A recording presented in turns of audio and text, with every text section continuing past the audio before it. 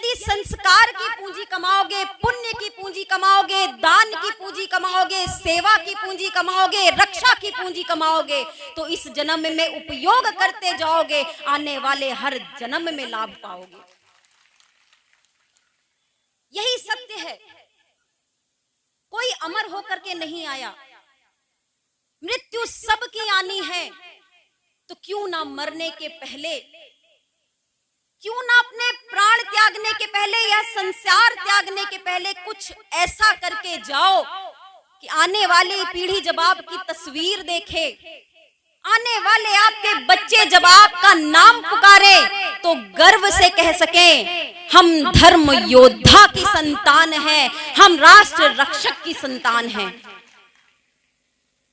और उसी लिए परम पूज्य योगी राज श्री शक्तिपुत्र जी महाराज द्वारा यह 3 धाराएं हमें प्रदान की गई हैं। मानवता की सेवा के लिए भगवती मानव कल्याण संगठन जैसा संगठन, एक ऐसा परिवार जहां 100 लोगों में, 150 लोगों में हमारा परिवार पूरा हो जाया करता था, खानदान पूरा हो जाया करता था। नमन है बार बार गुरुवर के चरणों में कि हमें ऐसा परिवार प्रदान कर दिया जो सुख दुख में तो हमारे साथ है ही। हो सकता है परिवार खानदान में अलग अलग तरह के लोग होंगे, कोई नशा करता होगा, कोई कैसा भी होगा, कोई लड़ाई झगड़ा वाला होगा, मगर हमें इतना सुखमय परिवार प्रदान किया है जहां जैसे हम हैं वैसा ही परिवार दिया है, नशा मुक्त, मांसाहार मुक्त, चरित्रवान, चेतनावान, धर्मवान। बहुत ही गर्व की बात है, बहुत ही गौरव की बात है कि हमें भगवती मानव कल्याण संगठन जैसे संगठन से जुड़ने का सौभाग्य मिला है, जो अनीति, अन्याय, अधर्म के खिलाफ आवाज उठाता है, जो मानवता की सेवा से कभी पीछे नहीं हटता, हर काल परिस्थिति चाहे कैसी भी परिस्थिति आ जाए डट करके सामना करता है। और संगठन के प्रयासों का ही प्रभाव है, प्रयासों का ही फल है कि आज पूरे देश में करोड़ों करोड़ों लोग, बच्चे, युवा, बुजुर्ग नशा मुक्त होकर के खुशहाल जीवन आज समाज के बीच में सम्मान पूर्वक जी रहे हैं।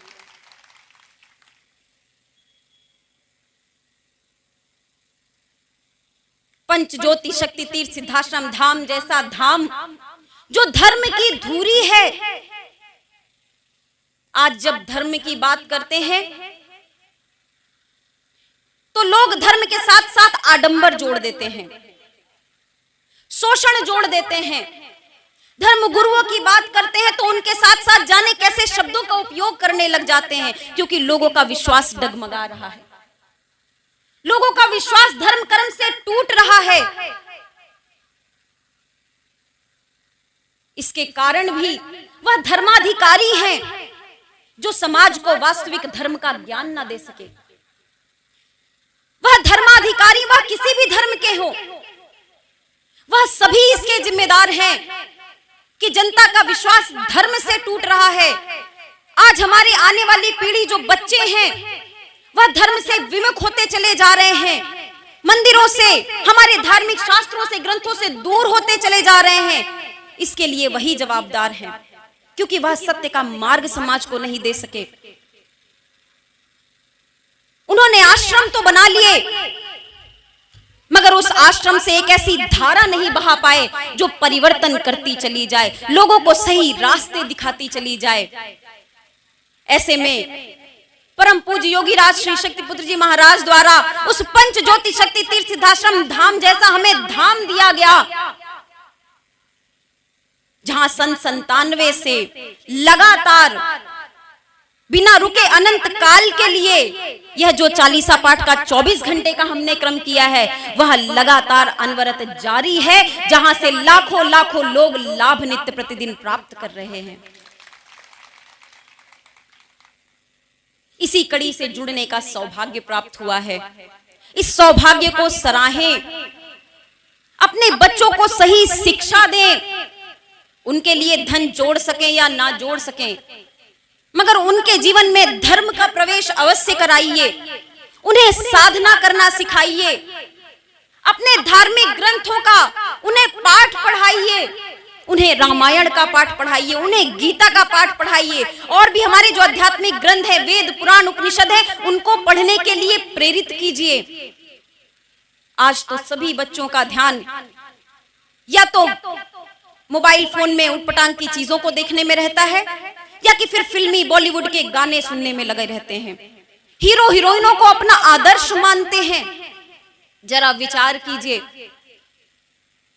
कि यदि उन्होंने अपने जीवन का आदर्श कैसे बना के रखा है, उन अभिनेताओं को जिनके साथ अभिनय जुड़ा हुआ है, वो आपके सामने कुछ और है, आपके पीठ पीछे कुछ और है। नशे पूर्ण उनका पूरा जीवन है, आए दिन नए खुलासे होते हैं। जितना सुंदर वह दिखता है, उससे कहीं ज्यादा विभत्स उनका जीवन है, और वह आपके बच्चों के आदर्श हैं। तो सोचिए, आपकी पीढ़ी, आपके बच्चे किस दिशा की ओर जा रहे हैं। उन्हें प्रेरित कीजिए कि आदर्श बनाना है तो हमारा इतिहास भरा पड़ा है, महान पुरुषों से, ऋषियों मुनियों से, हमारे वीर योद्धाओं से, हमारे देश के ऐसे जवानों से जिन्होंने हंसते हंसते अपने प्राण न्योछावर किए हैं। अगर उन्हें आदर्श बनाना है तो महाराणा प्रताप को बनाएं। अगर उन्हें आदर्श बनाना है तो महारानी लक्ष्मीबाई दुर्गावती जी को बनाएं। यदि उन्हें आदर्श बनाना है तो अशोक और चंद्रगुप्त जैसे सम्राटों का बनाएं। अगर उन्हें आदर्श बनाना है तो भगवान प्रभु श्री राम और श्री कृष्ण का बनाएं। यदि उन्हें आदर्श बनाना है तो हमारे ऋषि मुनियों का बनाएं। यदि उन्हें आदर्श बनाना है और अभी जीता जागता उदाहरण देखना है तो परम पूज्य योगीराज श्री शक्तिपुत्र जी महाराज को बनाएं, जिन्होंने अपना रोम रोम समाज कल्याण के लिए समर्पित किया है। और जब हम परम पूज्य गुरुदेव जी की बात करते हैं तो लोग कहते हैं, अरे ये लोग तो बहुत अभिमानी, अपने गुरु पे इतना घमंड करते हैं। हम क्यों ना घमंड करें, हम क्यों ना गर्व करें ऐसे गुरुवर पर जिन्होंने लाखों लाखों लोगों से, जो बद से बदतर जीवन जी रहे थे, नशे में दिन रात लोट-पोट रहते थे, उन्हें नशे के दलदल से निकाल करके सुख समृद्धिवान जीवन प्रदान किया। हम क्यों ना गर्व करें ऐसे गुरुवर पर जिन्होंने अपने आशीर्वाद से लाखों लाखों लोगों की मनोकामनाएं पूरी कर दी। हम क्यों ना गर्व करें ऐसे गुरुवर पर जिन्होंने हमें वह मार्ग बता दिया कि हम मानवता की सेवा भी कर सकते हैं, धर्म की रक्षा भी कर सकते हैं और राष्ट्र की रक्षा भी कर सकते हैं। हम क्यों ना गर्व करें ऐसे गुरुवर पर जिन्होंने पूरे धर्म अध्यात्म जगत को चुनौती दी है और विज्ञान को भी चुनौती दी है कि आके जब मन चाहे मेरा परीक्षण करके देख लो, मैं ध्यान से समाधि की गहराई तक जा सकता हूँ। मैंने माता आदि शक्ति जगत जननी जगदम्बा के दर्शन प्राप्त किए हैं और इस बात का प्रमाण देने के लिए परम पूज्य गुरुदेव जी समाज के बीच में स्वयं उपस्थित है। हमने तो आज तक ऐसा धर्मगुरु कहीं नहीं देखा, पूरे विश्व में नहीं देखा, जो खुल करके डंके की चोट पर अपनी इतनी दृढ़ता से बात रखता हो, जो स्वयं को पल प्रतिपल तपाने के लिए तैयार बैठा हो, जो लोगों का आवाहन करता है, गरीबों का आवाहन करता है। बहुत गुरु देखे होंगे आपने जो मिलने तक के आपसे पैसे लेते होंगे, जो कोशिश करते होंगे कि धनवान लोग ही उनके पास आए, मगर ऐसे गुरुवर हमें प्राप्त हुए हैं जो धनवान चाहे पीछे भले ही छूट जाए, मगर कोई गरीब व्यक्ति, कोई दुखी व्यक्ति, कोई व्यथित व्यक्ति उस दरबार से खाली हाथ वापस नहीं जा सकता।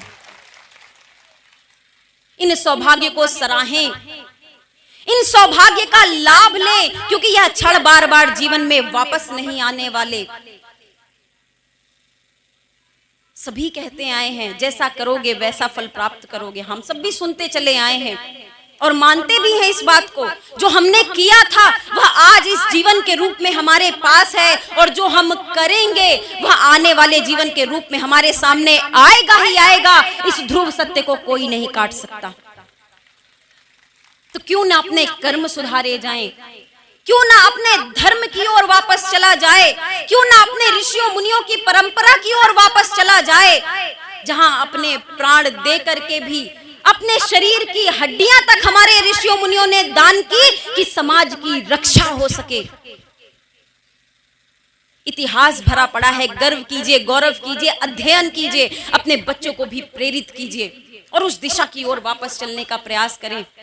भारत विश्वगुरु ऐसे ही नहीं बन जाएगा, भारत को विश्वगुरु बनाना पड़ेगा।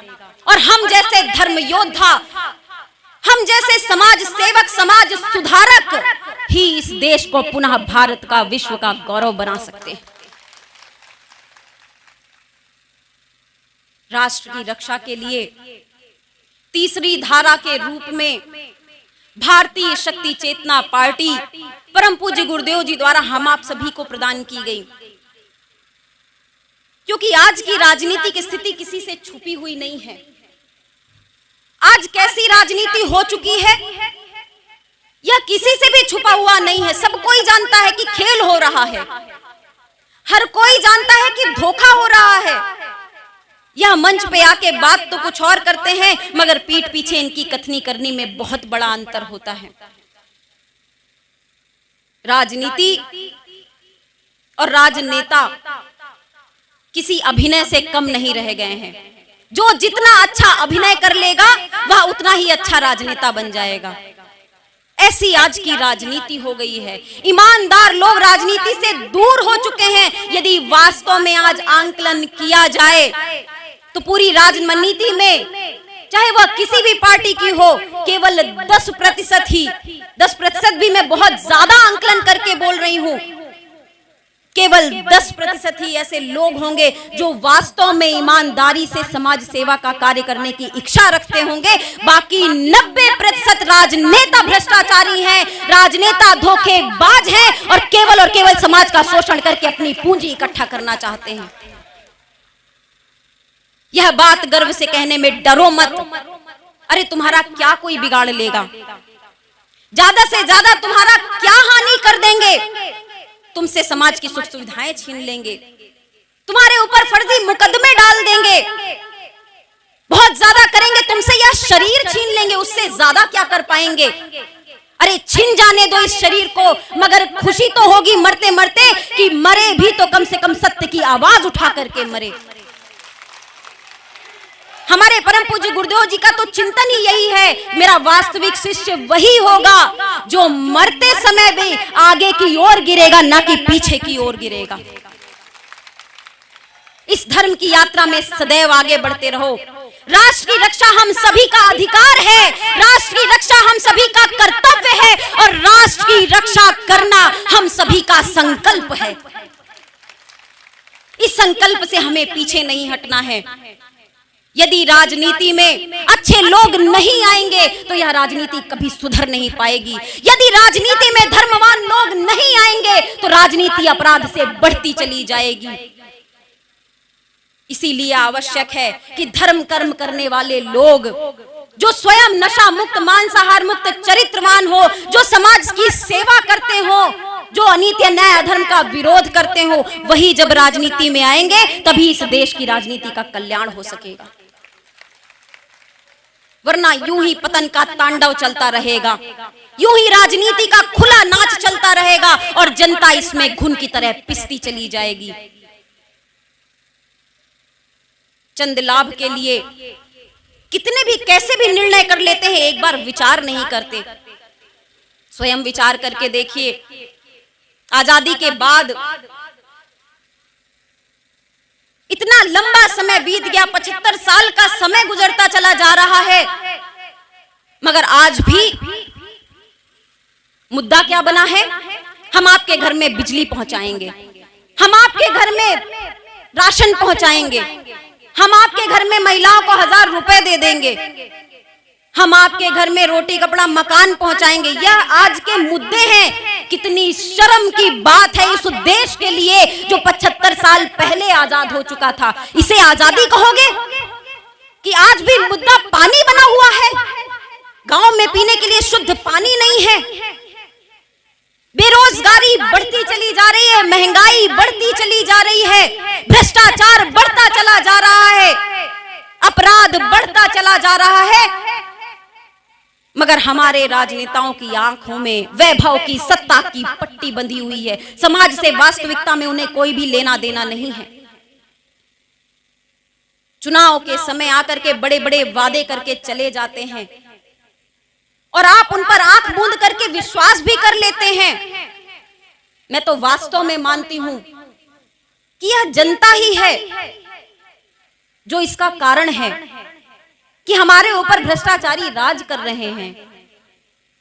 चुनाव के समय चंद रुपयों के लिए, कंबल और शराब के लिए, साड़ी के लिए आप अपना वोट बेच देते हो, आप भ्रष्ट हो जाते हो। पहला कदम भ्रष्टाचार का आप उठाते हो और तभी वह राजनेता कदम दर कदम बढ़ा करके अपने महल बनाते चले जाते हैं। यदि आप सुधर जाओ, इस प्रदेश की, इस देश की जनता सुधर जाए कि हम भ्रष्टाचारी नहीं होंगे और न ही भ्रष्टाचारी को वोट देंगे, तो वास्तव में हमारा मध्य प्रदेश पूरे देश का सबसे खुशहाल प्रदेश बन जाएगा। आज भी बड़ी बीमारियां हो जाएं तो बड़े बड़े शहरों महानगरों की ओर दौड़ना पड़ता है, इलाज नहीं मिल पाता। कितने शर्म की बात है, सोचिए जरा। इलाज ना मिल पाने के कारण गांव का व्यक्ति दम तोड़ देता है। उसी गांव का व्यक्ति जिनके सामने यह हाथ जोड़ करके वोट मांगने जानते हैं, क्या इनके सीने में दिल नहीं है? क्या इन्हें दिखाई सुनाई नहीं देता? क्या इन्हें इस बात का एहसास नहीं होता जो शराब या खुलेआम बिकवाते हैं वैध और अवैध तरीके से, क्या इसके परिणाम का उनको आभास नहीं है कि जब एक व्यक्ति शराब पी करके घर में जाएगा तो वहां की महिलाओं का क्या भयावह वातावरण होगा, उसके ऊपर कितना अत्याचार होगा, उस घर के बच्चे कितने डरे सहमे होंगे, उनका भविष्य कैसा होगा। जिस पैसे से उनकी फीस भरी जानी चाहिए उस पैसे को वह शराब में लुटा करके आएगा, क्या इसकी कल्पना वह नहीं कर पाते? अगर कर पाते होते उनकी रातों की नींद उड़ जाती शराब की एक बोतल भी समाज में खोलने से पहले, मगर नहीं खुलेगी क्योंकि हृदय नहीं है, पत्थर है उनका। उनके लिए आपके दुख दर्द की कीमत नहीं है, उनके लिए सिर्फ और सिर्फ अपने भोग विलास की कीमत है। बेरोजगारी बढ़ती चली जा रही है, हमारे प्रदेश का युवा दूसरे प्रदेशों में जा रहा है, किस लिए? नौकरी की तलाश में, पैसा कमाने के लिए, घर परिवार को छोड़ करके। इससे बुरी स्थिति और कोई नहीं हो सकती। कोई भी पार्टी हो, कांग्रेस पार्टी का तो क्या ही कहना। देश की जितनी देश विरोधी ताकतें हैं, जितनी देश विरोधी, देश को तोड़ने वाली ताकतें हैं, आज कहीं ना कहीं जाकर के कांग्रेस के साथ जुड़ गई है। मैं तो कहती हूं कि मर जाना मगर कांग्रेस को एक वोट मत देना, तुम्हारे लिए अधर्म होगा, यह अधर्म होगा। इससे बड़ा अधर्म नहीं हो सकता कि आप देश विरोधियों के लिए खड़े हो, उनके साथ खड़े हो। उम्मीद की थी, हम लोगों ने भी विचार किया था कि शायद भारतीय जनता पार्टी की सरकार आएगी तो समाज का, इस देश का कुछ भला कर पाएगी, मगर अच्छे दिनों का सपना दिखा करके जो धोखा इस देश के साथ किया गया है, इस देश की जनता उसे कभी माफ नहीं करेगी। आगामी चुनाव में इसका रिजल्ट जरूर आएगा। इस प्रदेश के साथ भी जो धोखा किया गया है वह भूलने योग्य नहीं है। अच्छे सपने दिखा करके गलत सही सभी मांगों को मानने के लिए तैयार हैं। नशा मुक्ति की बातें करते हैं, नशा मुक्ति दिवस बनाते हैं, अपने पोस्टर बैनर पंपलेट लगवाते हैं, मगर कितना दोगला चरित्र है, कितना दोहरा चरित्र है। वही राजनेताओं के, रिश्तेदारों के नाम पर शराब के ठेके खुले हुए हैं। उन्हीं राजनेताओं के क्षेत्र में वैध और अवैध शराब बिकती है और इसका सबसे बड़ा उदाहरण आपका सागर संभाग है। एक भी दिन ऐसा नहीं जाता कि भगवती मानव कल्याण संगठन के सदस्य जगह जगह पर अवैध शराब को पकड़ के पुलिस के हवाले ना करवाएं, कानूनी कार्रवाई ना करवाएं। ऐसा एक भी दिन नहीं जाता और यह तो संगठन के प्रयासों से पकड़ा जा रहा है। न जाने ऐसा कितना अवैध व्यापार नित्य प्रतिदिन आपके स्वयं के क्षेत्र में हो रहा है। गलत सही हर तरह की चीजों को स्वीकार कर रहे हैं, कहते हैं आदिवासियों का भला करना चाहते हैं। इससे बड़ा धोखा तो मैं नहीं मानती कि आदिवासियों ने शराब की मांग की और उन्होंने शराब को उनके लिए वैध कर दिया। महुआ शराब बनाने की खुली छूट दे दी, पूरा व्यापार करो, कोई मनाही नहीं, कोई रोक टोक नहीं। क्यों किया? इसलिए क्योंकि आदिवासियों के वोट की चिंता है। आदिवासियों की चिंता उनको बिल्कुल भी नहीं है। वह नहीं चाहते कि आदिवासी कभी विकास कर सके, वह नहीं चाहते कि आदिवासी समर्थ हो सके, स्वच्छ हो सके, साफ हो सके, इस देश की राजनीति में आ सके, वह कभी नहीं चाहते। और इसीलिए वह शराब बनाने के लिए, शराब पीने के लिए उनके लिए खुली छूट देते चले जा रहे हैं। अरे उनका खुद का बेटा यदि कहेगा पिताजी मेरा जहर पीने का मन है, मुझे चाहिए, मुझे चाहिए, मुझे चाहिए, तो क्या बेटे को बोतल में भर के जहर पिलाने के लिए लेकर के चले आएंगे? अरे अगर उन्होंने मांग भी की थी तो आप शराब की जगह उन्हें दूध का व्यापार देते, आप उन्हें लघु उद्योग देते, आप उनके लिए अन्य योजनाएं बनाते, मगर आपने ऐसा नहीं किया। क्यों?